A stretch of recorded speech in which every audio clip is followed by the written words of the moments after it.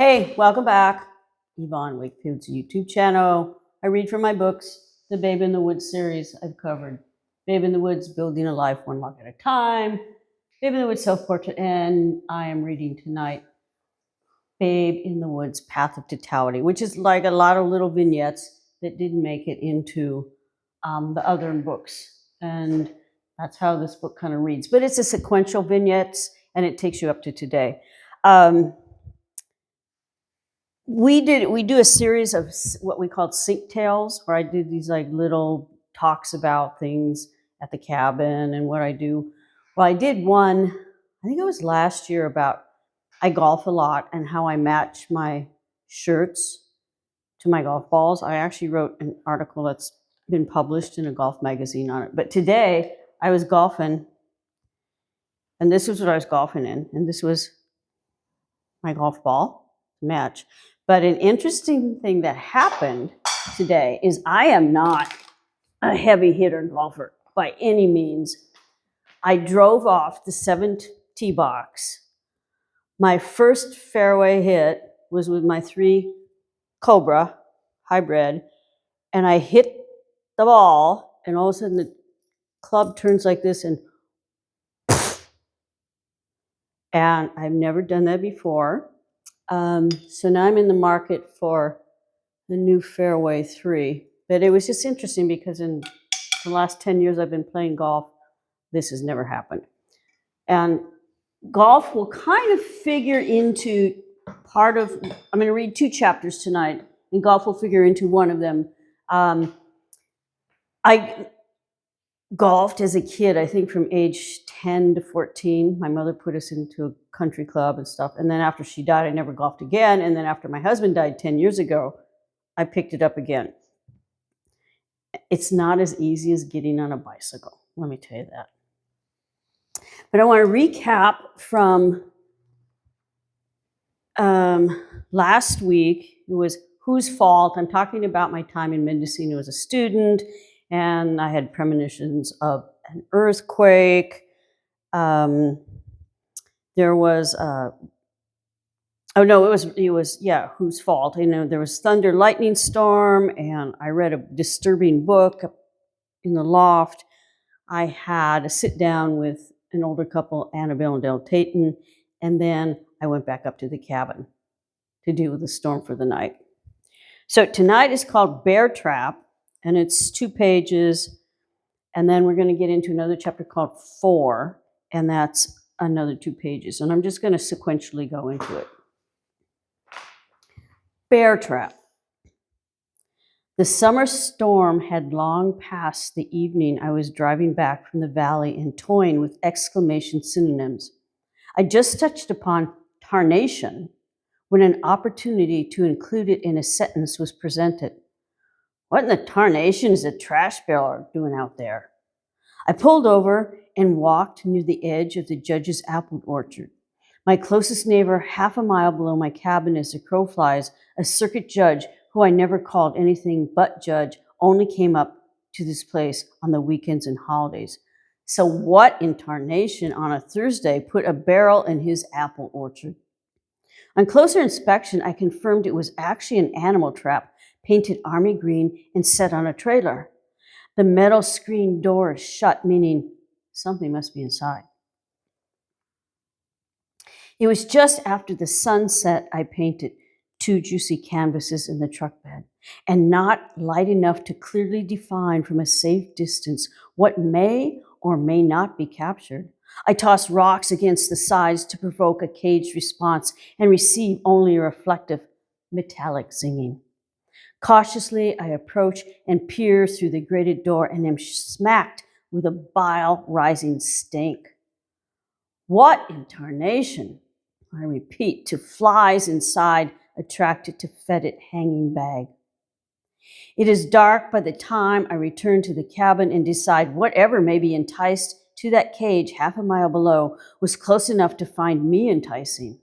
Most likely it would be bears, not wild ones, but habituated, like the one I shot years before. Since that fatal encounter, I've stumbled onto bears while hiking and have seen them around the cabin, but usually they scare away as quickly as they scare me.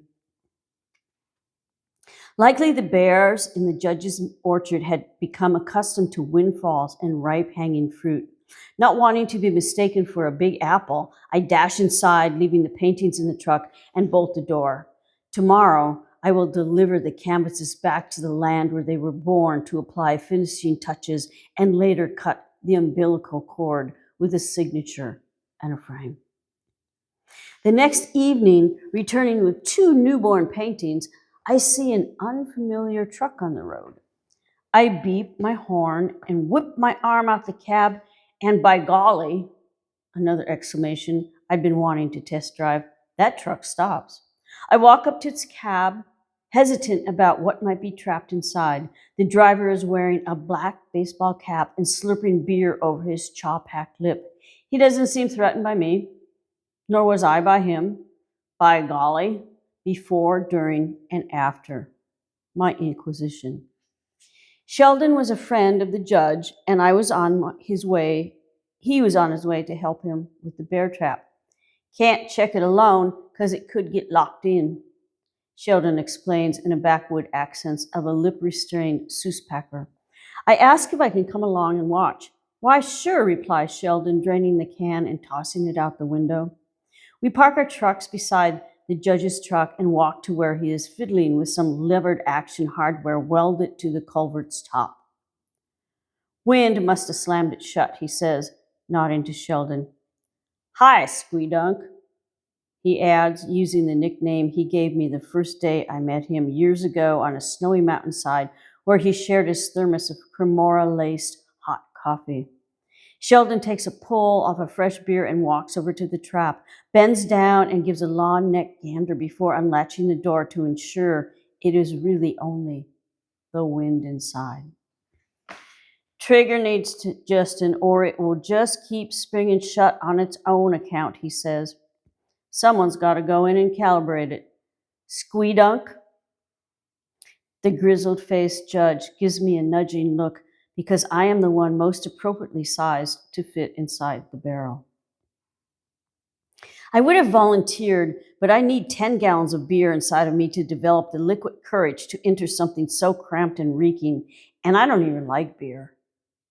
Before I could decline a second time, Sheldon volunteers, I'll do it. And he drops his can, making it look like the culvert birthed a premature baby. As he bends down to enter, Sheldon says over his shoulder, I'll trigger the door shut, adjust it, then you let me out. In that moment, the judge reads my mind as I read his. We share mischievous half grins along with our full responsibility as Sheldon's plumber butt recedes into the tunnel to reposition the bag on a log. Theoretically, a bear, scenting the bait, will climb inside, nose the bag hung by a chain at the back of the cage, causing it to topple off the log, triggering the door shut. The methodology is similar to a contraption I once used to lure a black bear with a bucket full of honey and oats. Do you remember that? I did that in the second book, Self-Portrait. From my outside vantage point, I could see a red mesh sack, like the kind used in grocery stores to hold onions or oranges, hanging droopy with the weight of its contents.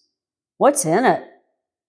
Rotten bacon and watermelon rinds, replies the judge with no explanation for his culinary concoction as the door slams. A few seconds later, we hear, okay, got it adjusted, now let me out. Sheldon's echoes indicate he is through with calibrating. The judge appears not to hear him because he pulls out 2 pieces of wrapped jerky, which I thought he was going to add to the bait bag, until he offers me one. I strip off its cellophane wrapping and put it in my pocket. We chew on peppery, dried meat, ignoring Sheldon's repeated request. Let me out. What say? Can't hear you. The judge gives me a wink. I return. Sheldon hammers the culvert sides as we concentrate on our jerky. Well, looks like we got him now, says the judge. Yep. and the latch seems to be stuck. I continue the lie-in. Come on, you guys, knock it off. Let me the hell out. The judge pulls a chunk off his jerky and slowly drawls. It's time, Squeedunk. He shoves the latch up and sideways, and Sheldon crawls out backward, retaining the aroma of his venture. They must have been the best of friends because Sheldon didn't hang on to being perturbed or hold a grudge. He brushes off his knees, walks to the truck, and pulls out 3 beers from the bed, handing one to the judge and extending another to me, which I place beside my ankle in the shin-high grass. He has dragged along a black garbage bag. After slurping half the can in one gulp, Sheldon opens the bag and pours out an 8-foot-long trail of spoiled cantaloupe, the watermelon slices ending at the trap's door. Back in 3 days to check it. Sheldon pats the latch and bids me, nice to have met you. We get in our prospective trucks and drive away, but I can't stop thinking about a bear being stuck in that culvert cage with no room for it to turn around, and even though the days are getting shorter, the afternoon sun would turn it into a slow cooker. After their taillights are clearly out of sight, I turn off my headlights, pull on the emergency brake, get out, and start walking. Even in the dark, I can distinguish a lone apple branch, one thin enough to insert through the wire screen, yet stout enough to make the bait bag swing. Whoever returns to check the bear trap will find a refreshing can of Ham's beer to release. So these were parts that didn't make it into probably the era of self-portrait when I was in my 20s. So this next chapter is sequential, and when I'd be up there in the fall, which is then, it was also hunting season, so this is a correlation between the golfing and the hunting. Excuse me, I'm really thirsty. I've been having oral surgery since last September. It's a nightmare. Fore. It is early fall when bears gorge before curling into apple and berry-filled fir eclairs to hibernate for winter. It is also deer hunting season, which brings out the best seasoned and raw recreational hunters. And it is Saturday, which increases the odds I might encounter an out-of-the-town hunter because the locals hunt when there are fewer weekend warriors trapping about. If I were to encounter a hunter day, most likely he would be wearing matching camo, never soiled by more than a melted Hershey bar, and our conversation would be limited to, this is private property. For 59 cents a piece, I post cheap threats, private property, and no hunting. Signs are wired around trees staking the corners of my land. I never use nails when posting. Screwing or sparking into bark is like crucifying a tree alive. Although I've never caught one in the act of sighting or pulling a trigger, I've turned hunters around when they were discovered within my bounds. They were all reasonable men pardoning their intrusion with, sorry, we didn't know we were on private land, despite the $50 signs at their back. Besides furniture and family heirlooms, one of the few personal possessions I held on to after my parents died was a custom set of girls' golf clubs. My mother brought them for me when I took up golf as a 10-year-old. Her death 4 years later canceled my membership in More Than the Country Club, and I hadn't used them since. The standard irons, 2 woods, and a putter are organized in a green cart on wheels with a folding compartment seat deep enough to contain a sundry balls and tees. They'd been in heated storage until the cabin was built, and when they were stored under the cabin, and then since I first used them, I've grown a couple of inches taller, but those clubs are still a perfect fit, like the attire appropriate to the lynx I'd outgrown. This first weekend of deer hunting season, I'm taking my clubs for a final round. The judge's wife said she'd buy them from me. Before I make the handoff, I need to return to my roots.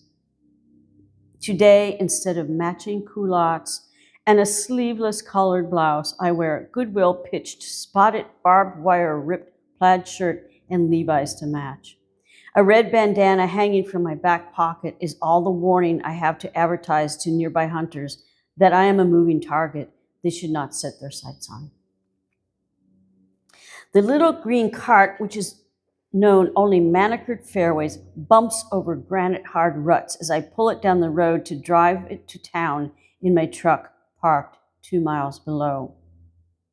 Though it is an inanimate object, I know it remembers the propriety of courses and a girl in starched shirts. The sun forms a large lake in the judge's upper orchard, and this is where I stop to play a round of memories. After teeing up and giving sail to all surrounding pine cones, I switch to real balls, every single one of them stored inside the bench seat. I hit each one as hard as I can drive out sorry bunkers sunk in the not-so-fair ways of my past. I do not yell, "Fore." With a lighter cart and heart, I continue rolling down the road. Though I've not laid eyes on one, I can hear hunters in the distance. Kaboom, kaboom. Mean deers are running for cover one ridge over, just beyond the meadow where a bear trap isn't. I no way of knowing if there was a bear inside when it was towed out of the meadow. Testaments to its placement is written in flattened grasses and beer cans, which I pick up and place inside the folding cart seat compartment and then sit down. The crushing sound reminds me of the people who cheat to score, vibrations that scare away any cheer I hope to relive while trailing a cart full of familiar recollections. I look around for anything to hit. Rotten melon rinds and apple from a nearby tree ring the ground around the bear's trap outline in a spring-fed meadow grasses. Because they are elongated and withered, the rinds are easier to chip with a 9-iron, but it is far more rewarding to tee up an apple. When all the fallen ones have sailed away, I climb up bolstered branches to retrieve more. It is the tree I helped the judge prop up with a 2x4 after a bear snapped a mothering fork. The orthopedically grafted limb is stout as ever. The only apples left hanging are bird-bit and mushy. I pick and drop a bushel and a peck, climb down and grip a 5-wood until I am crisscrossed with applesauce. Right, this is what I was doing when I wasn't building a log cabin and living in there. Just want to remind you that Kay Webster has narrated all these books on audio, and the books can be purchased anywhere books are available. And any golfers there, you might want to check out, like, if you really want to get your game on, try matching your shirts with your golf ball. See what happens on the golf course. Anyway, we hope you've had a good time, and we will be back in a couple of weeks. And as always,